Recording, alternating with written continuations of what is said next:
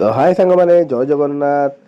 ତ ମୁଁ ସକାଳୁ ସକାଳୁ ଉଠିକି ଆମ ପୁଅ ଗଲି ତା ଡ୍ୟୁଟି ତ ମାନେ ତା କର୍ମକ୍ଷେତ୍ର ତାକୁ ଛାଡ଼ିବାକୁ ଗଲାବେଳେ ଦେଖିଲୁ ଦହିବରା ଫାଷ୍ଟ ଦହିବରା ଦୋକାନ ସେଇଟା ସରିଯାଇଥିଲା। ତାପରେ ଏଇ ଭାଇଙ୍କ କତିକି ପଳେଇ ଆସିଥିଲୁ। ଏ ଭାଇଙ୍କ କତିରେ ଯାହା ହଉ ଦହିବରା ଥିଲା, ଏ ଭାଇ ଆମର 2 ପ୍ଲେଟ୍ ଲଗେଇଦେଲେ। ତାପରେ ଦେଖିପାରୁଥିବୁ ଦହିବରା ପ୍ଲେଟ୍ କିଛି ଏମିତି ଥିଲା। ତାପରେ ଭିଡ଼ିଓ କିଛି ସୁଟ୍ କରିନଥିଲି, ତାପରେ ଡାଇରେକ୍ଟ ଇଭିନିଂରେ ସୁଟ୍ କରୁଛି। ତାପରେ ଟିକେ ମାର୍କେଟରୁ ଆଣିଥିଲି ବରା ତରକାରୀ ଆଉ ସେ ଯେଉଁ କ'ଣ ନଡ଼ିଆ ବାଦାମ ଚଟଣି ସେ ଯାହା ବି ଆଣିକି ଖାଇ ପିଇକି ପୁଣି ପଳେଇଥିଲି ତାକୁ ଆଣିବା ପାଇଁ ତା କର୍ମକ୍ଷେତ୍ରରୁ। ଆମେ 2 ଜଣ ଫେରିଲା ବେଳେ ଟିକେ ମୋମୋ ଖାଇବାକୁ ଇଚ୍ଛା ହେଲା, ମୋମୋ ଦୋକାନରେ ରହିଲୁ। ଭାଇଙ୍କ କତିରେ ମୋମୋ ମେ ବି ସରିଯାଇଛି, ସେ କହିଲେ ନାହିଁ ଆଉ ଲାଷ୍ଟ ପ୍ଲେଟ୍ ହିଁ ଥିଲା। ଆମେ ଅର୍ଡ଼ର କରିଦେଇଥିଲୁ ଆମର ଗୋଟେ ଷ୍ଟିମ୍ ମୋମୋ। ତାପରେ ମୋମୋ ଆସିଥିଲା, ଏଇ ଦେଖିପାରୁଥିବ ଆମର ମୋମୋ ବି ଭଲ ଟେଷ୍ଟ ଥିଲା। ଆଙ୍କ ପତ୍ର ଆମେ ପ୍ରାୟ ଟାଇମ୍ ଖାଉ। ତାପରେ ପେଟ ପୁରିଲାନି, ତାପରେ ଟିକେ ଦେଖିଲୁ ଏଇଟା କ'ଣ ତିଆରି ହେଉଛି, ପଚାରିଲୁ ଭାଇଙ୍କୁ। ଭାଇ କହିଲେ ଏଇଟା ହେଉଛି ଆଲୁ ଟିକି, ଆମେ କେବେ ଖାଇନଥିଲୁ, ଫାଷ୍ଟ ଟାଇମ୍ ଖାଇଲୁ, ଯେଉଁଟାକି ବେକାର ଲାଗିଲା। ତାପରେ ପଳେଇ ଆସିଥିଲୁ ଭାଇ ଦୁଇଟା ଅମୁଲ କୁଲ୍ ପିଇବାକୁ, ଅମୁଲ କୁଲ୍ ପିଇଲୁ। ଆଉ ତାପରେ ଆମେ 2 ଭାଇ ଘରକୁ ଚାଲିଲୁ। ରହୁଛି ଟାଟା, ଦେଖା ହେବ ନେକ୍ସଟ ବ୍ଲଗ୍ରେ।